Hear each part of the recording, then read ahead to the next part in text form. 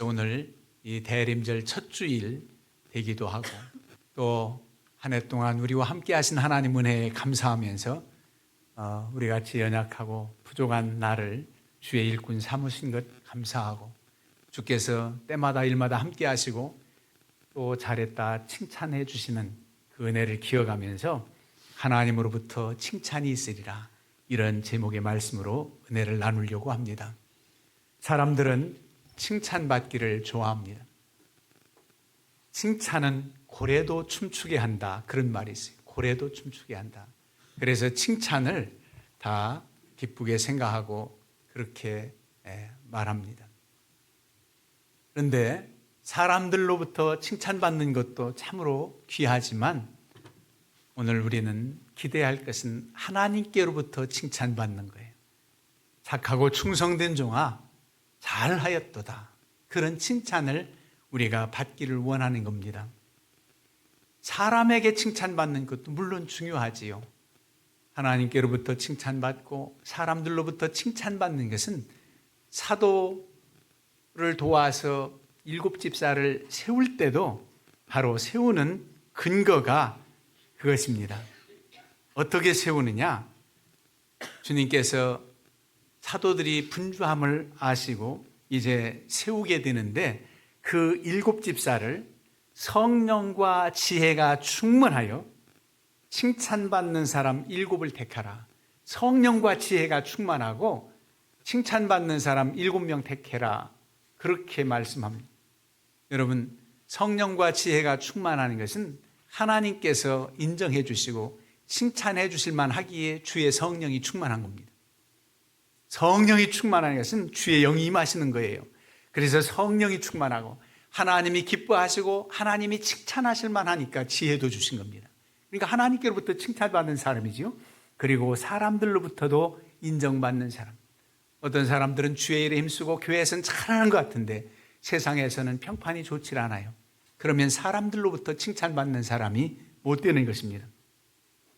그래서 하나님께로부터 사람들로부터 칭찬받는 것 중요한데 우리는 사모하기를 사람들보다 하나님으로부터 더 칭찬받길 원해야 된다는 겁니다. 어떤 사람들은 칭찬이 좋다고 자기가 잘한 일이나 공적을 스스로 자랑하면서 자화자찬하기도 합니다. 어느 한때 자기 PR 시대라 그런 때가 있었어요. 자기 자랑 자기가 해야지, 알아주지 않아, 그러기도 하는데 우리는 그렇지 않습니다. 자기 자랑 내가 안 해도 돼요. 나의 자랑을 다른 사람들이 해주면 좋습니다. 하나님이 인정해 주시면 더 귀합니다. 그래서 하나님께로부터 인정받고 칭찬받기를 우리는 사모하면서 나아가야 됩니다. 오늘 본문 말씀에도 5절에 그렇게 하지 않았어요? 그러므로 때가 이르기 전 곧 주께서 오시기까지 아무것도 판단하지 말라. 그가 어둠에 감추인 것들을 드러내고 마음의 뜻을 나타내시리니 그때 각 사람에게 하나님으로부터 칭찬이 있으리라. 분명 마지막 때 주님 부르시는 날 주께서 강림하신다면 각 사람에게 분명 칭찬이 있을 거라는 겁니다. 그러면 마지막 때에만 주께서 칭찬하시느냐? 물론 그것은 아닙니다. 여러분들이 주의 일에 힘쓰고 충성을 다할 때 하나님께서 칭찬하시는 칭찬이 하나님이 기뻐하시며 각양 은사를 주시고 더 잘하라고 은혜 주시는 것이 하나님이 기뻐하시는 칭찬입니다. 마지막 때는 칭찬뿐만 아니라 여러분들에게 상급이 있습니다. 하나님의 상급이 있단 말이에요. 이 세상에서는 상급이 대개 상대성이라 제한적, 그렇게 다 줄 수 없다고, 상들을 다 줄 수 없다고. 올림픽에 출전한 메달이 1, 2, 3등 3개에서 3명을 뽑습니다. 어떤 땐 동점일 경우 동메달이 2이다, 이런 경우 있지만 금메달, 은메달, 동메달. 그러면 3개에서 4위 한 사람은 등수에 못 드는 거예요. 4위. 그런데 하나님께는 최선을 다했다면 하나님은 모두 다 금메달감 성도로 인정해 주시고 모두에게 상급을 주십니다. 그래서 우리 교회에서는 무슨 대회다 이거보다 대회하면은 더 열심을 부추기기 위해서 뭐 내가 상 받지 않아도 우린 축하할 만한 그런 마음의 그릇들이 되기도 하지만 하나님의 법을 따라서 우린 다 같이 상들을 줍니다. 동참하고 준비한 모든들에게 상이 있지요.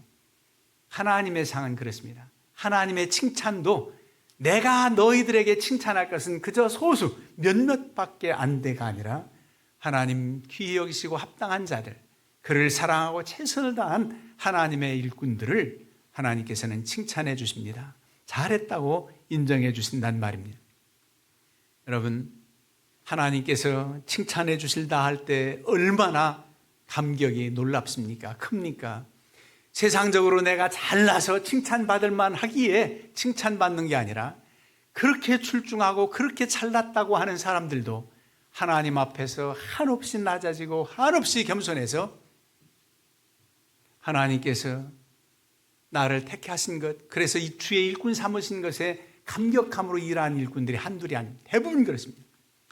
하나님이 이사야를 택하실 때도 하나님 앞에 그는 죄인됨을 고백합니다. 나는 입술이 부정한 사람입니다.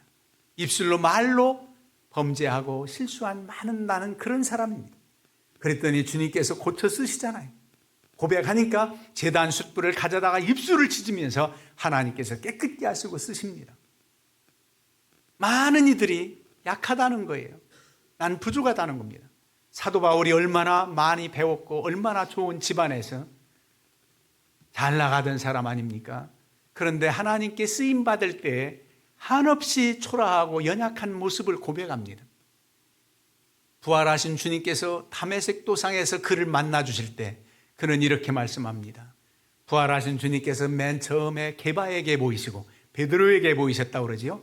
물론 성경으로는 마리아와 여인들에게 보이셨지만 제자들을 일컬을 땐 게바에 베드로에게 보이시고 그리고 12 제자에게와 500여 형제들, 부활하실 때 500여 명 형제들이 있었잖아요. 승천하실 때 500여 형제들, 그리고 야고보. 이 야고보는 예수님의 동생입니다. 예수님 사역 당신 믿지 않았어요. 그런 야고보예요. 맨 나중 만삭되어 나지 못한 자, 그와 같은 자인 나에게도 보이셨다. 만삭되지 못하여 난 자는 뭐냐면 8달 반. 사도 바울이 그렇게 일찍 조사나라는 게 아니에요. 그렇게 미숙하고 그렇게 연약한 나를 택해서 주의 일꾼 삼았다는 겁니다. 우리가 하나님 앞에서 이런 자세로 설 때 하나님은 은혜 위에 은혜를 더하시고 성령을 따라 주어지는 은사로서 일하게 합니다.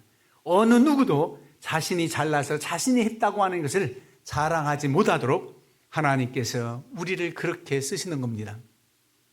그래서 고린도전서 1장 27절에 하나님께서 세상에 미련한 것들을 택하사 지혜롭다고 뽐내는 사람들을 부끄럽게 하시고 세상에 약한 것들을 택하사 강하다고 뽐내는 것들을 부끄럽게 하시려고 약하고 미련한 것들을 뽑으셨다는 겁니다.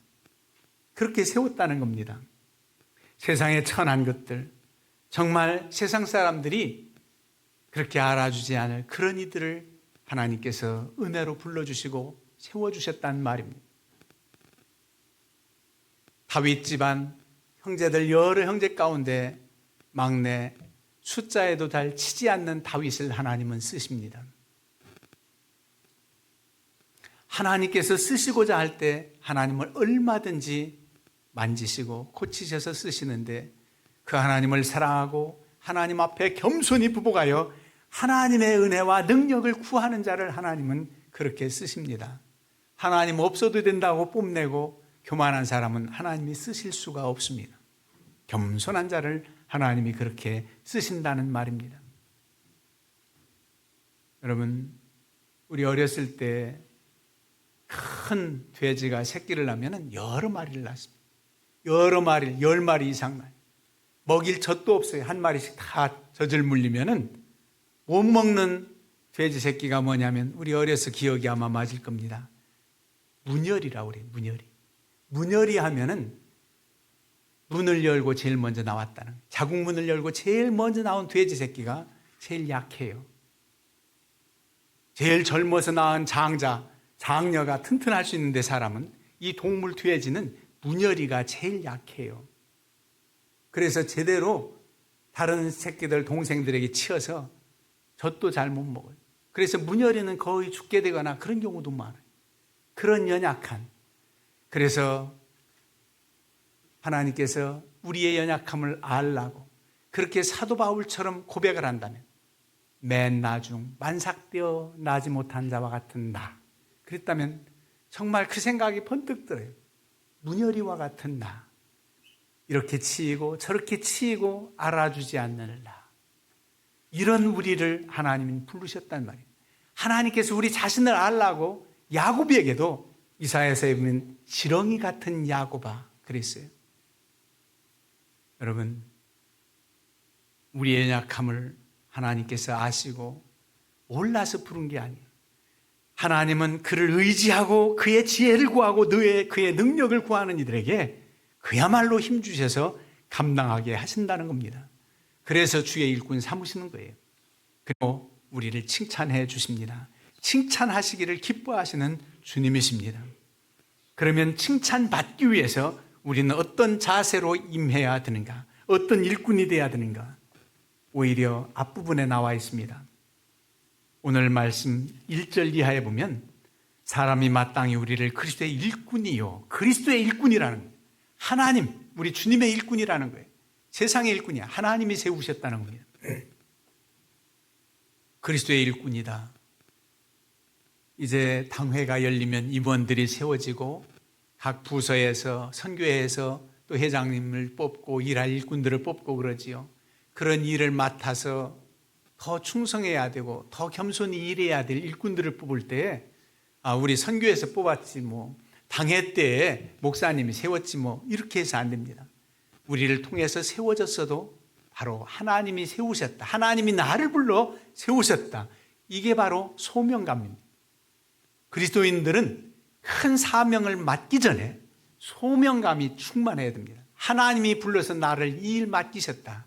하나님이 불러서 이 일을 하게 하셨다 하면 우리는 정말 충성을 다하게 되어 있습니다. 하나님께서 나를 맡겨서 이 일을 맡겨주셨으니 내가 최선을 다해야지. 그런 마음을 갖는 거 아니겠어요? 그리스도의 일꾼이라는 거예요. 여러분, 교회에서만 주의 일 감당할 때만 그리스도의 일꾼이 아니라 여러분들은 하나님의 사랑 그리스도의 일꾼이 세상에 나아가서도 그래야 됩니다. 내게 맡겨진 직장생활, 나의 사업장, 하나님께서 이 시대에 오늘날 내게 이런 직장을 주셔서 이 일에 최선을 다하라고 하셨다고 하는 그런 마음가짐으로 일하는 이들은 성실함으로 윗사람들에게, 다른 사람들에게 인정받지 않을 수가 없습니다. 그래서 천직이라 그러잖아요. 하늘이 내려준 직장이라고 하는데 우리는 그 직장에 있는 한 최선을 다해서 일할 때 인정받게 되지요. 그러나 주의 일은 감당할 때 정말 하나님이 나를 불러서 이 일을 감당케 하셨다고 하는 이 소명감은 충만해야 돼요. 그게 바로 그리스도의 일꾼입니다. 그리고 하나님의 비밀을 맡은 자입니다. 아무도 몰라요. 세상 사람도 알지 못하는 신비한 하늘의 신령한 지혜를, 하나님을 아는 지식이 충만해서 일할 수 있다는 말입니다. 그러면 이 일 하는데 우리가 때로는 지치기도 해요. 힘들고 낙심될 때도 있어요. 그럴 때 다 같이 칭찬받으려면, 우리 공동체 모두가 함께 칭찬받으려면 마치 군에서 한 분대나 그 중대나 일체감을 가지고 잘해야 되는 것처럼 그런 공동체 의식이 있어야 됩니다. 아무리 출중한 10명의 분대원이 구보를 해서 8km, 10km를 달려와도 한 사람이 낙오되면 그 분대는 상 받을 수가 없습니다. 다 같이 들어와야 돼요. 그래서 어떤 형제는 군장을 메워주고 총을 받들고 심지어 머리에 쓴 철모까지도 연약한 병사의 철모를 받아들고 함께 뛰면서 꼬리 지점까지 오지 않습니까? 그게 바로 어떤 공동체, 그리스도 안에서 형제자매된 누리입니다. 그래서 서로 기도하고 격려하고 함께 할 수 있는, 다 함께 칭찬받을 수 있는 그런 모습이어야지. 이번에 연말엔 나만 칭찬받을 거야, 우리 선교회만 칭찬받을 거야, 이거 아니라는 겁니다. 다 함께 칭찬받도록 해야 된다는 말입니다. 그래서 성도들은 서로 격려하고 함께 할 수 있어야 된다는 거예요. 고린도전서 16장 17절에 보면 사도 바울이 아주 인정하는 세 사람 일컬음니다. 내가 스데바나와 부드나도와 아가이아가 온 것을 기뻐하노니 그들이 너희의 부족한 것을 채웠습니다. 그들이 나와 너희 마음을 시원하게 했으니 그러므로 너희는 이런 사람들을 알아주라. 이렇게 충성스럽고 당신들에게 헌신 충성했던 사람들 너희가 알아주라는 겁니다. 세상 사람들이 알아주지 못해요. 여러분들 서로서로를 알아주고 기도해주고 격려하고 함께하는 것, 이게 바로 다 함께 칭찬받는 모습이어야 됩니다. 그래서 다 함께 칭찬받고 다 함께 구원의 반열에 서는 것, 그렇게 귀하다는 거예요. 이를 위해서 서로서로 기도해주고 격려하고 거기서 불목이나 시기나 질투나 있을 수가 없는 것입니다. 그리고 맡은 자들에게 구할 것은 충성이잖아요. 충성하라는 겁니다. 이 충성은 피스티스, 믿음하고 통하는 단어입니다. 충성, 헬라어 원하는 그래요. 충성하고 믿음하고 어떻게 통하는가? 여러분, 믿음이 있을 때 온전히 충성할 수 있습니다. 믿음이 있을 때, 하나님께 대한 온전한 믿음이 있을 때 하나님께 충성하는 거예요. 내가 이 일을 맡아서 이 일에 충성이 아니라 그 일에 충성하는 것 같지만 하나님 아버지를 보고 이 일을 충성하는 거예요. 하나님께 충성하는 겁니다. 그 하나님은 우리를 실망시키지 않고 그 하나님은 온전히 신뢰할 믿음의 대상이기 때문에 충성을 다할 수 있습니다. 어떤 형편에서도 의심치 않고 우리 하나님께 충성을 다할 수 있습니다. 세상에서도 충성을 다한다 할 때 이렇게 하나님께 차원은 아니겠지만 그래도 저 사람은 믿을 수 있고 저 사람은 존경할 만해, 그러면서 충성을 다하지 않습니까? 그런데 그 존경심이 깨어지고 모순이 반결될 때 충성심이 깨어지기도 해요. 하나님은 그러나 실망시키지 않는다. 끝까지 그분은 우리의 믿음의 대상이에요. 그분 앞에 우리가 충성을 다할 수 있는 거예요. 믿음이 있어야 돼요. 그리고 그 하나님의 뜻이라면 힘들어도 순종하는 것이 하나님께 충성하는 겁니다. 순종 잘하는 것이 충성이에요. 하나님 말씀이라면 내가 거북스럽고 부담스럽고 힘들어도 그 길을 가는 겁니다. 예를 들어서 내가 사랑하지 못할 때상 하나님은 자꾸만 사랑하라고 하는 거예요. 이 해가 지나기 전에 화해하라, 사랑해라. 하나님 어떻게 사랑해요? 힘들어요. 그렇게 잘못한 나한테 어떻게 내가 사랑할 수 있어요? 그런데 하나님은 말씀합니다. 너희가 만일 너희를 사랑하는 자만을 사랑하면 칭찬받을 것이 무엇이냐? 죄인들도 사랑하는 자는 사랑하느니라. 죄인들도 자기 사랑하는 사람 사랑할 줄 안다는 거예요. 너희가 만일 선대하는 자만을 선대하면 칭찬받을 것이 무엇이냐? 죄인들도 이렇게 하느니라. 착한 일을 나한테 해주는 사람 나도 착한 일 해줘야지, 선대해야지. 그건 죄인들도 누구나 할 수 있다는 겁니다.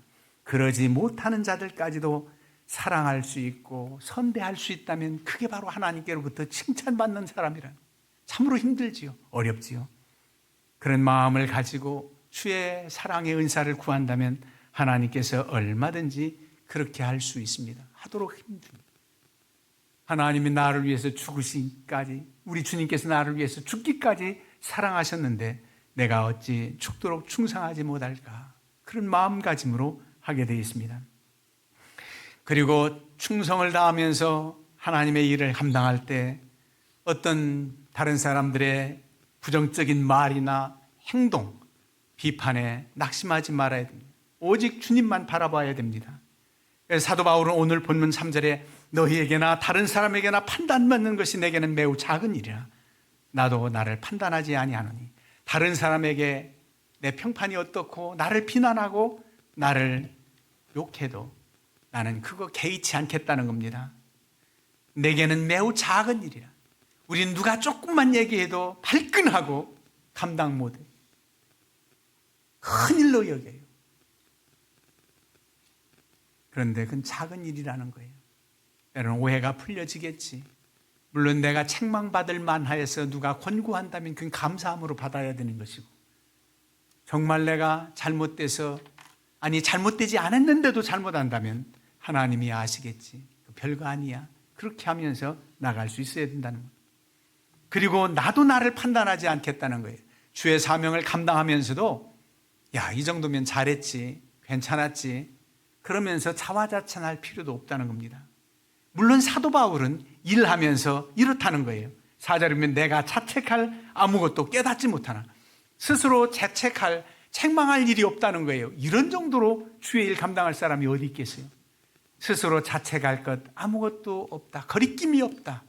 주님 앞에 최선을 다했다는 겁니다.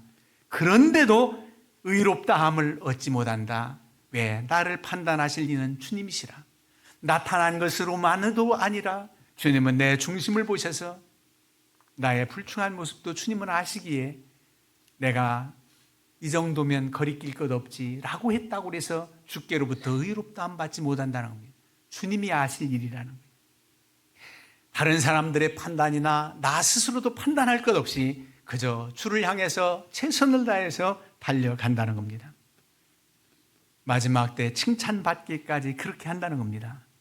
왜냐하면 지금까지 함께 하신 은혜가 너무 감사하기에 지금까지 맡겨주신 일들도 감사하고 앞날에 맡겨주실 일들도 감격하면서 우리는 나가는 겁니다.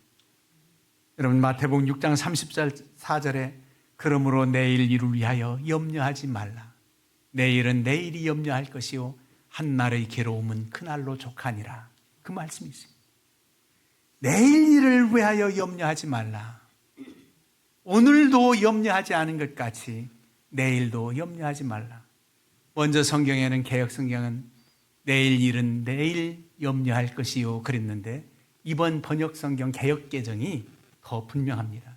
내일 일은 내일이 염려할 것이요 내일 돼 가지고 내가 염려할 것이 아니라 오늘을 만드시고 내일도 만드신 하나님, 오늘도 함께 하신 하나님의 은혜 가운데 그 괴로움도 참아낼 수 있고 어려움도 감내할 수 있었기 때문에 내일도 만드신 하나님이 내일도 하나님이 책임져 주신다는 거예요. 내일 염려, 내일 내가 할 거 없어요. 그러면서 주의 사명 감당할 수 있다는 겁니다. 너무나 놀라운 은혜지요.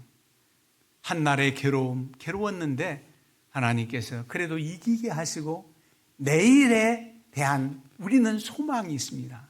여기까지 힘들었지만 2024년 이 한 달을 남겨놓기까지도 힘든 날이 많은 것 같고 아직도 응답되지 않은 것 같지만 우리로 하여금 내일을 기대하게 하시고 내일을 소망하게 하신 것도 은혜입니다. 왜? 지금 고난도 내가 감내하지 못하면 여기 섰을 수 없고 여기 예배할 수 없기 때문입니다. 하나님의 은혜로 감내할 수 있었기에 내일 어떠한 일이 전개된다 할지라도 하나님의 은혜로 이길 수 있고 또 하나님께서 역사하신다면 너 연단은 이제 끝났다. 너에게 크고 비밀한 일을 보여주마. 내게 응답 주마. 왜 이런 기대감을 안 주시겠습니까? 여러분 이 믿음을 가지고 이 한 달을 잘 마무리하고 새해에도 주님 주신 사명을 잘 감당함으로 승리하시기를 주의 이름으로 축원합니다.